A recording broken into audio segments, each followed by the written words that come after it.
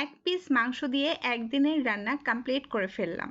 কি সবাই আশ্চর্য হয়ে যাচ্ছেন যে আপুর কি মাথাটা গেছে? এক পিস মাংস দিয়ে আপু কিভাবে রান্না করলো?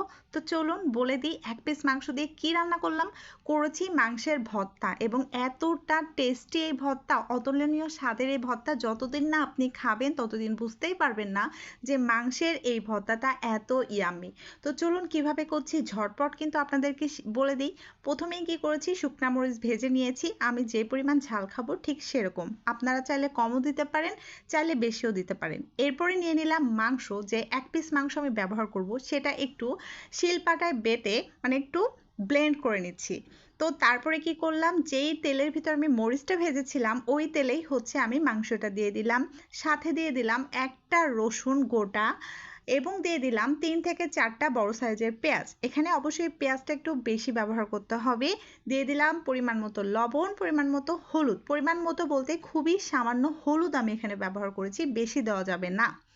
এবং দিয়েছি স্পেশাল জিনিস যেটা, সেটা হচ্ছে কালো জিরা। তবে অবশ্যই আপনারা মনে রাখবেন, এটা যদি আপনারা কালো জিরা না পছন্দ করেন, অনেকে কিন্তু কালো জিরা খাইতে পারে না, সো আপনারা এটা স্কিপ করতে পারেন, এটা টোটালি অপশনাল। কালো জিরা না দিলে এটা আরও টেস্টি হবে, কিন্তু আমার কালো জিরাটা ভালো লাগে দেখে আমি এখানে ইউজ করে ফেলেছি। তো আমি কালো জিরাও দিয়ে দিলাম, দিয়ে সামান্য একটু নাড়াচাড়া করে পানি দেওয়ার পরে এটা আমি 5 থেকে 7 মিনিটের মতো রান্না করব এবং এটা যখন পানি শুকিয়ে ভাজা ভাজা হয়ে যাবে তখন এটা ঠান্ডা করে নিব। তারপরে একটা ব্লেন্ডারের জাগে আমি দিয়ে দিচ্ছি এটা ব্লেন্ড করার জন্য। সাথে যেই শুকনা মরিচগুলো ভেজে রাখছিলাম সেগুলো আমি এখানে দিয়ে দিব। আপনারা চাইলে এর ভিতরে আর একটা জিনিস দিতে পারেন, সেটা হচ্ছে আদা।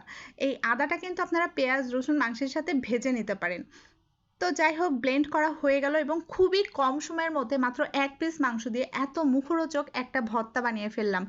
আপনারা যতদিন না খাবেন বুঝতেই পারবেন না যে এটা এত মজাদার একটা ভর্তা। তো অবশ্যই বাসায় এখনই এক পিস মাংস দিয়ে এই ভর্তাটা কিন্তু করে ফেলবেন।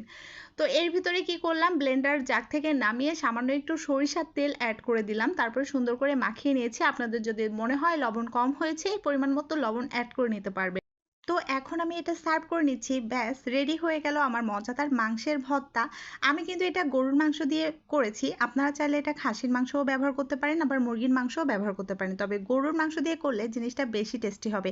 দেখতেই পাচ্ছেন এতটা ইয়ামি লাগতেছে, দেখেই তো মন চাইতেছে এখনই খেয়ে ফেলি। তো একদম দেরি না, বাসায় এখনই এক পিস মাংস দিয়ে এই মজার ভর্তাটা তৈরি করে ফেলবেন এবং আপুকে জানিয়ে দেবেন ভর্তাটা আপনার কেমন লেগেছে। আর যারা আগে খেয়েছেন তারাও আমাকে জানিয়ে দেবেন ভর্তাটা আপনার কেমন লাগে। তো আজকের এই ছোটোখাটো মাংসের ভর্তার রেসিপি যদি ভালো লাগে শেয়ার করে দিতে একদমই ভুলবেন না। আর অবশ্যই লাইক কমেন্ট করে যাবেন। আর সবার জন্য শুভকামনা দিয়ে যাচ্ছি, ভালোবাসা দিয়ে যাচ্ছি। ভালো থাকবেন, আল্লাহ হাফেজ।